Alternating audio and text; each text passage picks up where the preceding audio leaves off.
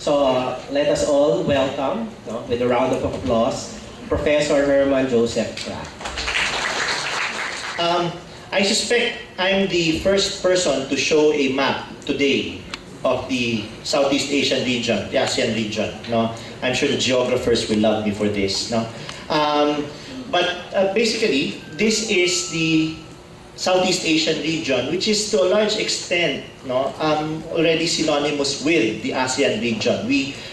There's a tendency to interchange, yung usage na yon. Kung minsan sabi natin Southeast Asian region, kung minsan sinasabi natin ASEAN region, and simply because all of the countries that are actually geographically located within Southeast Asia, until, of course, Timor-Leste was established, is a member of ASEAN. Okay? Of course, like I said, the ASEAN region now, technically speaking, does not correspond, completely with Southeast Asia, with the establishment of Timor-Leste. Now, let me be pedantic for a while, one of the things that we need to actually realize, is that the ASEAN community that we're talking of in 2015 is very much different from the ASEAN when it was established in 1967. Okay? Magkaiba po ito dalawa. Hindi lang dahil sa mga membro. Ang pinaka-basic na pagkakaiba niyan ay yung objectives. Nung ginawa po when ASEAN was established in 67, okay, people like to talk about the Bangkok Declaration. And sabihin natin yung Bangkok Declaration, nakalagay doon, ang ASEAN was established because of just three things, right? The idea of economic cooperation and cultural exchange, and social interaction. Okay. One of the things that you will notice there in the Bangkok Declaration is there's nothing that makes reference to the idea of political and security relations. Now, ang language na ginagamit doon is the maintenance of regional peace and stability. Okay, regional peace and stability. Now, that's not necessarily the same thing as talking about the idea of security per se. Right? Now, why is that important? Because one of the things that needs to be emphasized here is that when you talk about regional security then, okay, the idea of regional stability, it was again connected to the point made by Dr. Bautista earlier on. You're talking about 67. Ano yung paradigm? Ang dami natin natutunan kay Dr. Bautista, di ba? Ano yung paradigm ba ng period na yun? You're talking about development as the paradigm. But development in the context of nation states, right? The idea is that states, or the main reason why states exist is to push economic development that would benefit their own people. Pero ang tutok nun is collective. You're talking about the nation state. You're not talking about individual persons, in terms of, it's the collective that's actually seen as being the object of development. Now, why is that important?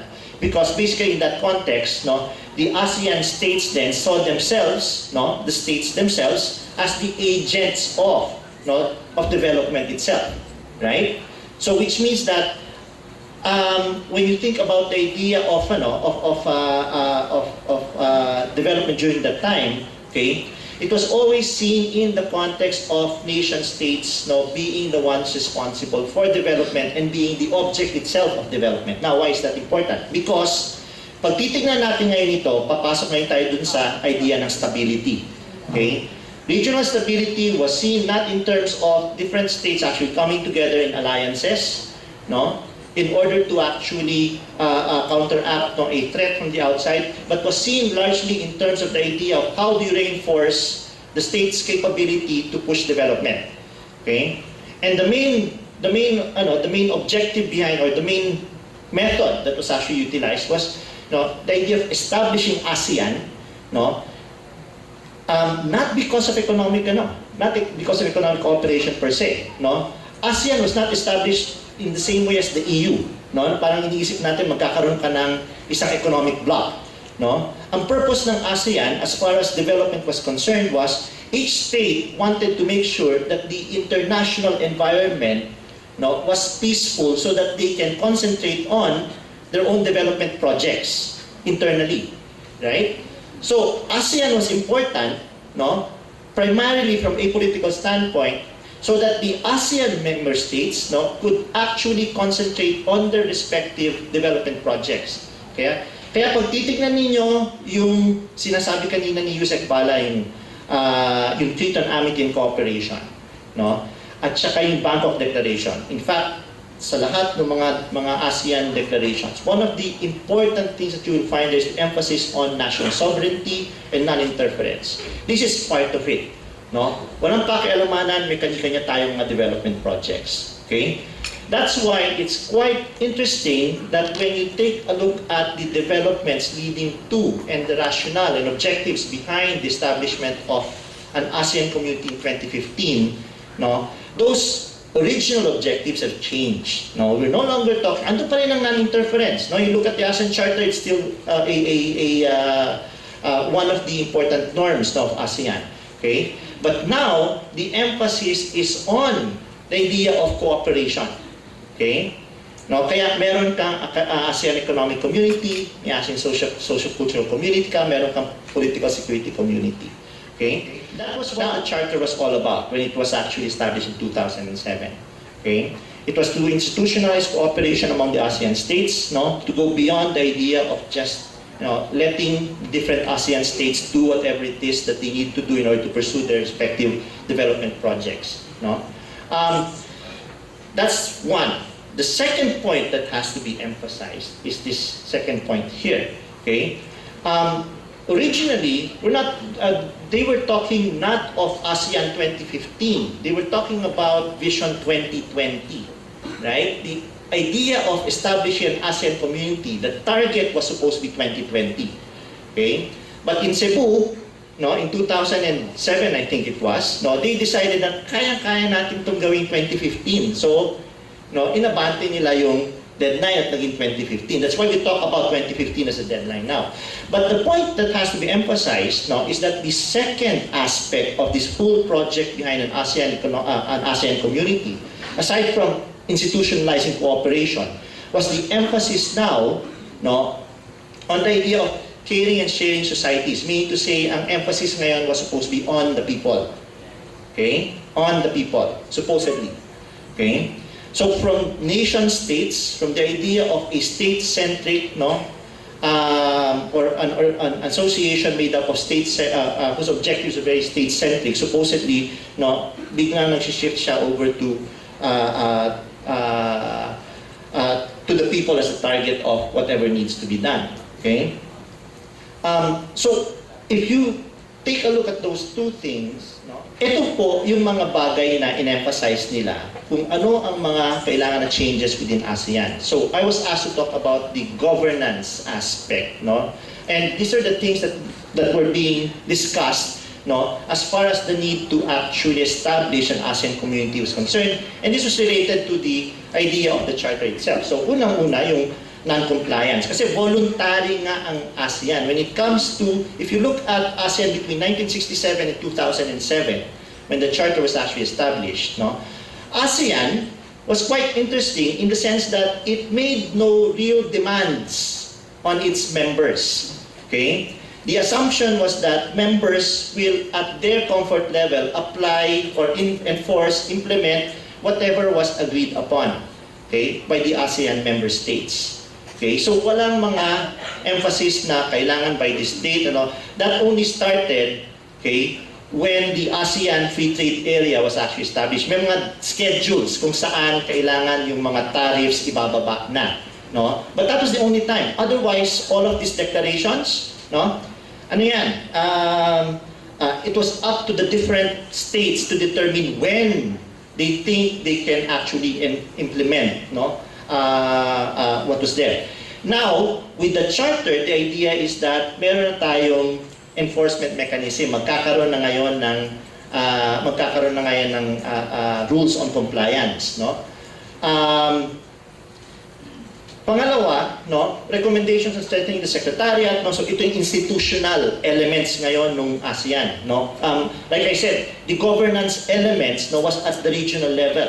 Okay? The idea was to strengthen, no, governance mechanisms by making ASEAN more rules-based and therefore no, with greater emphasis on the idea of compliance to whatever those rules are, no, and that also includes, no, strengthening whatever institutions existed. Okay, and so that would also mean, no, restructuring ASEAN so that it would be more proactive. Okay, instead of just reacting to what was going on, no, there would be plans now. You're talking about visioning, right? So ang importante ngayon dyan is what will the vision.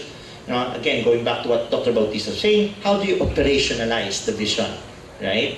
So that was the idea behind behind the whole thing, no? But next slide. No, the whole thing was pushed not only by developments within the ASEAN states, but also in terms of relations, no, that ASEAN had with other countries. Okay, number one was of course the emergence of China. Now, what do you do with an economically strong China, right? So the individual ASEAN states now would not be in a position to compete with China. So the idea would be to come together, no, and create a more competitive region. No, next. Okay, and then of course the need to rationalize, no, because by 2007 you had so many, no, different kinds of organizations, no, that ASEAN was actually leading or pushing, no, that people were talking about, no, an architecture already, no, a regional architecture, whatever that means, no. But basically, parang may bahay ka na madami mga pader at saka mga bubong, no. Pero yung bahay na yun, you're really talking about different kinds of associations that are interrelated and overlapping. Now, you need to make sense of them, to rationalize them. So the idea was, anuhin natin, no? We needed to rationalize those things, no? And of course, no, being compelled to meet, no, what were then being recognized as emerging issues. And later on, I will talk about this in terms of the emerging security issues within the region. And the emphasis here would be on what we now refer to as non-traditional security concerns, no? So katulad kanina yung mga sinasabi na about the issue of SARS, no, and of course pandemics, no. Doon lang tayo nagsisimula, but you can also move on to national, the idea of addressing, no, disaster relief arrangements and all that, no. But the notion was that these issues are no longer things that can be addressed by individual states alone, no. Kailangan na talagang magkaroon ng mas malakas na cooperation among the states, no. Please. Okay, so the idea was to strengthen ASEAN integration, push it, no, and then in the hopes that, no, we already heard the reference to ASEAN centrality, no, earlier on. What does that mean? In fact, this is something that is part of what ASEAN talks about in the Charter. Now, the notion that ASEAN plays a central role, no, within the region. And as far as security is concerned, this is important because ASEAN centrality in political security terms means that it's ASEAN that manages regional security and stability, right? So you don't rely on, no, the big powers like China or the United States, not to dictate what's going on, no, as far as security in the region is concerned, okay? Because that will lead to what in international relations we refer to as balancing, no, conditions, right? So kung basically, strategically, that might lead to, no, greater possibilities for conflict. We want to avoid that. So ASEAN, no, can play that role of manager, no, of regional security and stability, okay? As a, ano man tawag nila doon, they talk about it as an honest broker, no, in a sense, right? So ASEAN is trustworthy, no, can be seen by all the players within the region as an association that plays no favorites, so to speak, right? So that was the idea behind the whole thing. ASEAN centrality, greater cooperation, no, will lead to greater political stability within the region, no. So that's basically the framework that was actually working there, okay. But let me bring back something that I was mentioning earlier on, no? In all of this, ang hindi nalilimutan is the idea na yung security framework ng ASEAN is now increasingly switching over to, no, to emphasize, no, a more people-oriented notion of security. Okay? So that, yan nga, no, all sectors of society, regardless of religion, regardless of gender, no, will actually be protected, no? And will have a space, no, within the process of integration. So what does the charter, or what did the charter then emphasize, no? As far as governance and political security is concerned, these are some of the more important aspects of it. Number one is the commitment to democracy.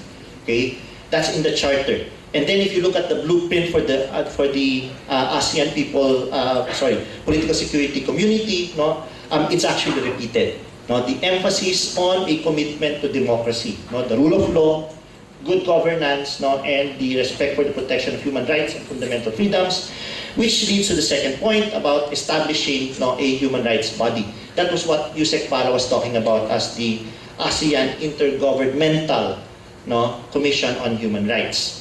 Now, you might wonder, bakit ini-emphasize nando sa title yung intergovernmental? No, because the idea there is that, one, it reflects the structure of ASEAN itself. Like I said, ASEAN is not the EU, right? ASEAN is made up of states, no, that consider themselves as the ones who are actually responsible for or who retain sovereign powers. Okay? Sa EU kasi, no, meron kang ng shared sovereignty between the region and the member states. Right? In ASEAN, it's the states who are sovereign. All decisions, no, actually emanate from the states themselves. Okay? Kaya nga parang pag tinignan niyo yung structure ng ASEAN ngayon, no, the most important decisions are made by the leaders, no, acting together. Okay? So, ang natin doon is the idea of intergovernmentalism as the abiding framework within ASEAN. Okay?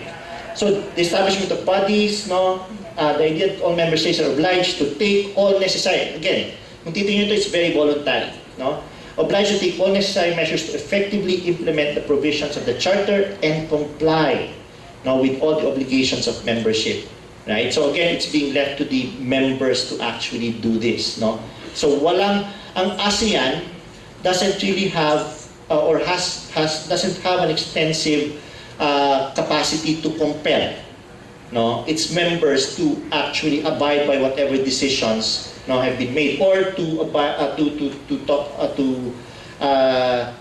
implement, no, whatever those decisions are, no.